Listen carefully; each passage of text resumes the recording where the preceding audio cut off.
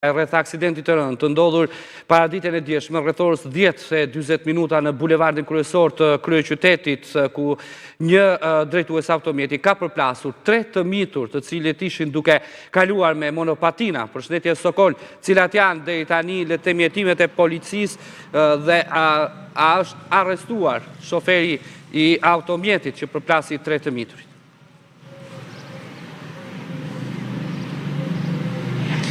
Po në Ertil, përshëndetje, 41 vjeç, Ekerem Skureni është tashmë në prangat e policisë pas disa orësh të një hetimit të gjatë që ka kryer policia rrugore, ka mundur të arrestoj për veprën penale të qarkullimit jashtë thyrje të rregullave të qarkullimit rrugor. Sigurisht që do të ketë një ekspertizë të plot nga ana e ekspertëve të aksidenteve rrugore, të cilët do të qartësojnë të plot dinamikën e gjithçka çfarë ka ndodhur përgjatë ditës së djeshme.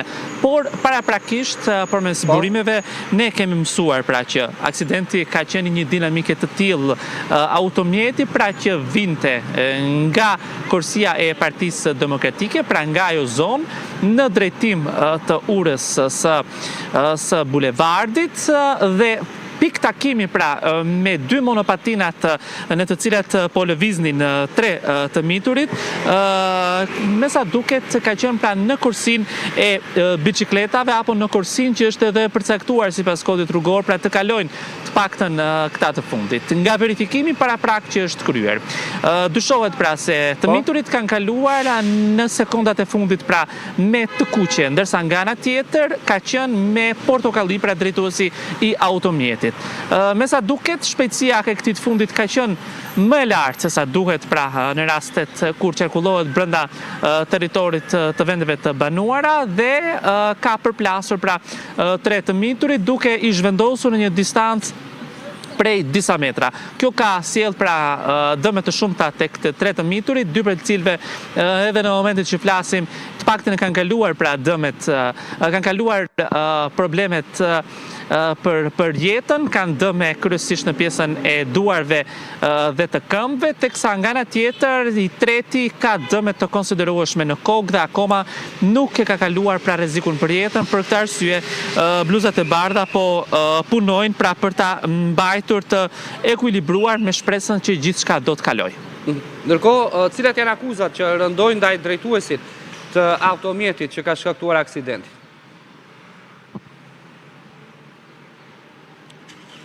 Në fakt, vepra penale për të cilin ai akuzohet është shkelje e rregullave të qarkullimit rrugor. Sigurisht që për ta konkretizuar në mënyrë të plotë, ekspertiza përfundimtare ekspertëve do të jap një qartësi të gjithçkaje, por kalimi